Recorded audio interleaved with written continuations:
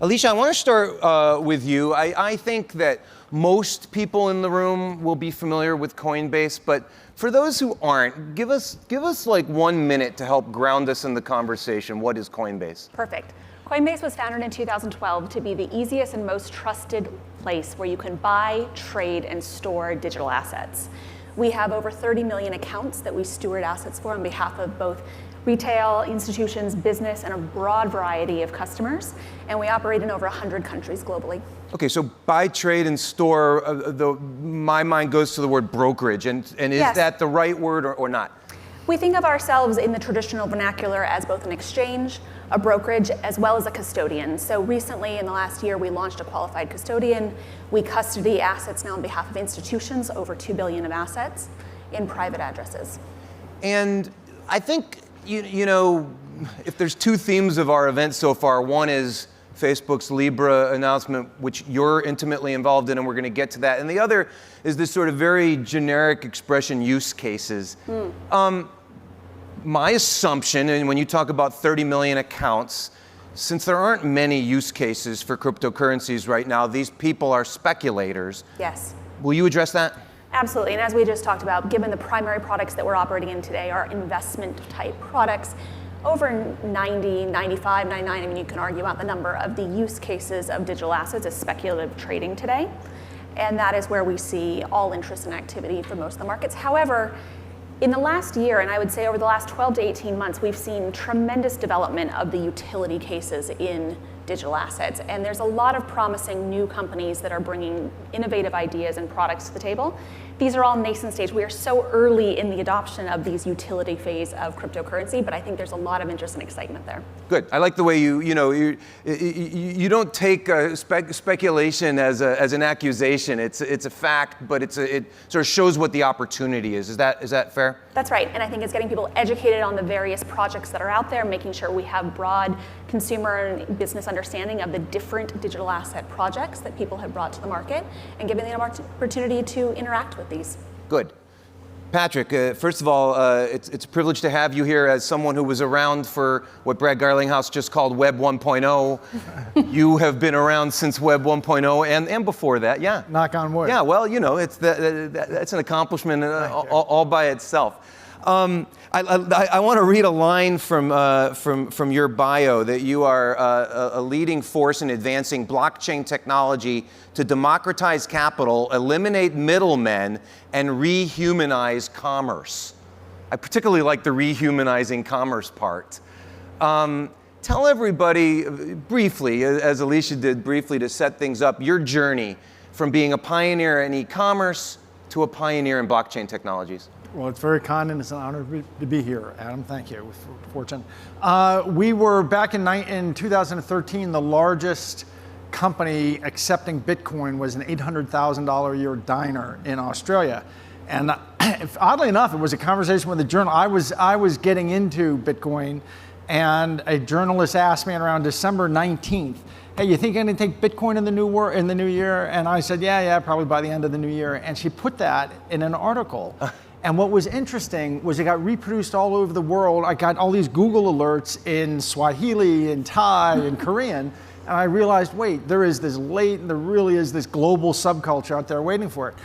15 days later with Coinbase, or January 9th, we went live. We took some Coinbase folks and some Overstock folks and put them in a room for 15 days, slid pizzas under the door, and we got live January 9th. And it really was not, so anyway, that was the journey into it. But my real, it's not Bitcoin, it's the blockchain itself. And it was my ambition that our company would develop a lot of expertise with blockchain so that we could then take it and do other projects. So that was my journey. And I'm going to come to your other projects, but what's fascinating about your anecdote, did you already consider yourself an expert on these topics, or was this more of an exploratory thing that happened in that interview, and then you said, aha, I better get going? I had, for about 3 months, been reading about Bitcoin. Oddly enough, I used to study the mathematics under cryptography.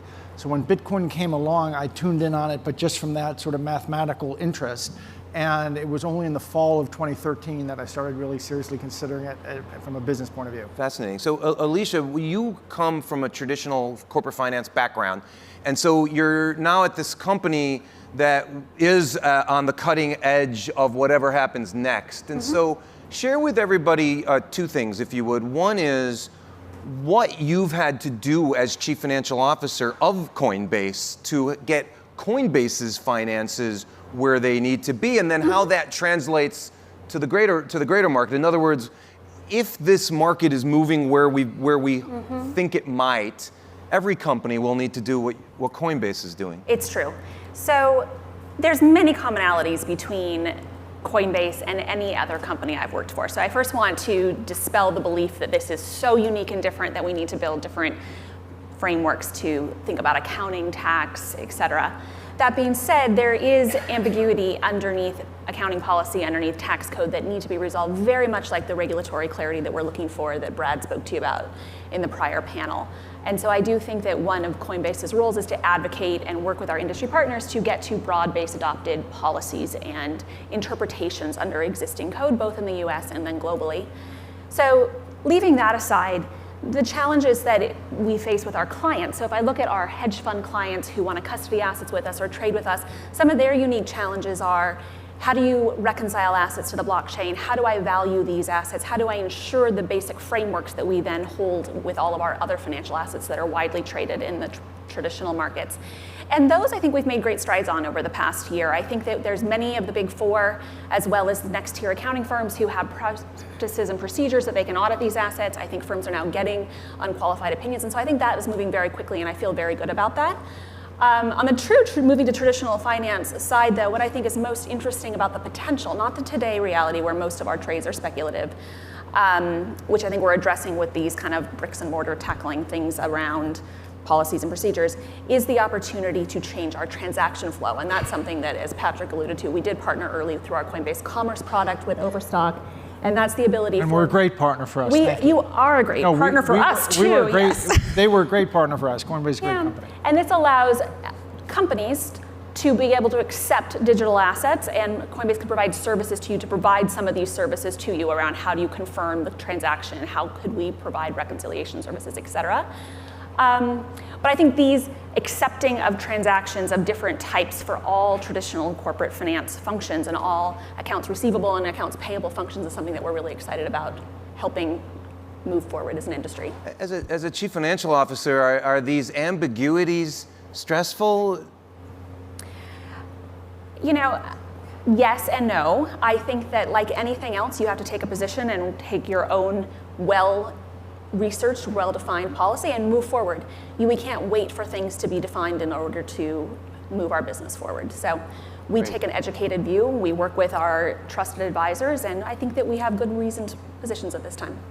Great. Patrick, Bitcoin ended up being a tiny portion of Overstock.com's transaction business, but it led you to become an investor yourself, and particularly to found a company called T0. T0. Tell everybody about it. T0, whose CEO, Sam Norsalahi, is right here, is, I think the killer app of this is going to be security tokens, is my view. And 4 or 5 years ago, I made the decision to take this stuff and do a regulated version of it. I'm just kind of curious. Anyone here old enough to remember a little contretemps I got in with Wall Street 15 years ago? Raise your hand. Some of you remember that. Okay. That at its core was all about settlement. It freaked me out when I understood the settlement system. I'm autistic and I'm Asperger's, and Asperger's kids can't play kickball with other kids because the ball hits the line. And it's like, wait, how can you play on? It hit the line. If you ever find out how the settlement system actually works in America, it is so much slop, you would freak out like I did in 2005. So to me, and the last guest you had made a great point. There is so much capital underneath the settlement system buffering different points that we can liberate. So to me, the killer app is security tokens, and we built a system, spent a fortune, spent 200 million, 150 million of shareholder money, but taking every step through. Because of that fight 15 years ago, I knew that I had to be like Caesar's wife, above reproach, that I had to go right down the middle of the fairway up to the front steps of the SEC. And that is how we have done it, or think we've done it. And I mentioned to you backstage that I stick with the commitments I made in my last earnings call that you will see some very interesting things announced this quarter. Okay, some very interesting things announced this quarter around security tokens. And the quarter has how many days left in it? 9 days. What I don't understand is, with this fantastic audience and the live stream around the world, why don't you just make those announcements right now? Look at this, you even have enthusiasm for it here. Well, it's more, and I just want to point out, there's no Reg FD issues. All I'm doing is reaffirming predictions I made in my earnings call, and I need to wait the next week. There's things coming out. In order to avoid having Reg FD issues. Yes, legal issues, and law firms ripping my head off. Okay, Alesia, we had Katie Hahn on last night. She's Andreessen Horowitz is a founding member of remind me the right way to say it, the consortium. The Libra Consortium, yes. The Libra Consortium. So is Coinbase. Why? Well, let me start there. Sure, and I would like to also comment on Patrick's view on security tokens, as Coinbase also believes that the security tokens are a future wonderful item that will come to market. We think that there's supply, we think there's infrastructure, and we think there's demand, and we don't think all those pieces are yet at the table where we're going to see huge growth in this, but we think that the noise is there and the excitement's there, and so we're starting to see building blocks to really bring this to reality. And Alesia's right, they are not, all the building blocks are not there on the table. Stay tuned next week. And in fairness for a few of us in the room, and let me ask you something I didn't ask Patrick and should have. Yes. What is a security token? Well, a security token is a security, so a registered security, traditional security, but in a tokenized form. And Patrick could. And this gets to the issue that Katie and I were discussing, that because it's a registered security, it's also a regulated security. Absolutely. Okay, so please, continue. So transitioning to Libra now. We got involved with Libra for the same reason that we have Coinbase, is we believe there's a future of an open financial system for billions of people on a global basis. And Libra's ambitions are very similar, is to open up financial access through their coin. So we view this as an opportunity to generate awareness. I think by the level of discussion we've all had over the last 48 hours, it is definitely raising awareness and a lot of interest, which we think is net positive to the industry. I think it also is going to show a lot of interest on behalf of global regulators that could then help bring regulatory clarity to us that we've all been seeking and lacking. So I think that this was a project that Coinbase felt was very important for bringing more people and more interest to an asset class that we think has huge potential. Why? First of all, there are no banks so far in the consortium. Do you expect that there will be? Impossible to say. I have no independent knowledge. It's possible. And you heard Brad say a moment ago that that the announcement alone made for a good week for Ripple because of inbound communication. Has there been any impact on Coinbase and on your exchange because of this? Our products are very different than Ripple, and so it hasn't had a direct impact on Coinbase's business. I would say that it has, again, the value of huge awareness and more people looking at all of these products and services offered in this space, but not a direct comparison to Ripple. And a similar version of something I asked Katie last night. What was the mood earlier this year in Coinbase when the value of Bitcoin had gone down by so much? I assume, correct me if I'm wrong, that trading activity also would have declined considerably during that time. Sure. There's obviously morale that occurs when you have cycles, and I came from a hedge fund environment, and I would say the same morale issues occurred in the hedge fund environment that I was in when you had markets up and markets down. So that is universal across volatile asset classes. That being said, what Coinbase was continually focused on through Q1 and continues to be is these new developments that we're seeing on the spheres of the ecosystem. And so despite price being down, we've never seen more engineering talent going to these net new projects and to development of apps within cryptocurrency, that generated a lot of excitement and a positive morale boost to combat the price. We believe we're going to continue to go through these cycles, and every cycle that you see, price is up at the trough. So if you track the troughs over periods of time, you see this long-going trajectory of growth. However, no denying it, this is a volatile asset class. Patrick, you told me that you haven't had time to pay much attention to the Facebook announcement.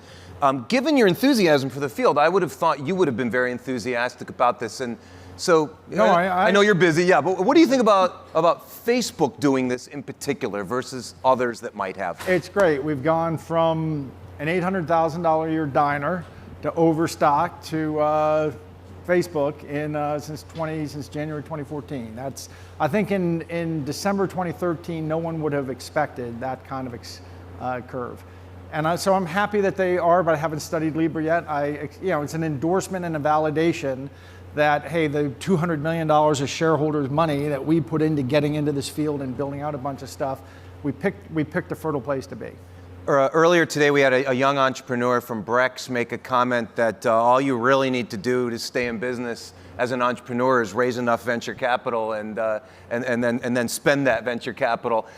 One piece of advice for the room on being an entrepreneur, given your entrepreneurial history. Okay, start off, do your models as carefully as you can, figure out how much capital you're going to need, and then cube it, and be prepared to kiss 5 to 10 years of your life. Assume you have no family life or no real emotional private life for 5 to 10 years. Good luck. Words of wisdom from Patrick Byrne and Alesia Haas. Thank you so much.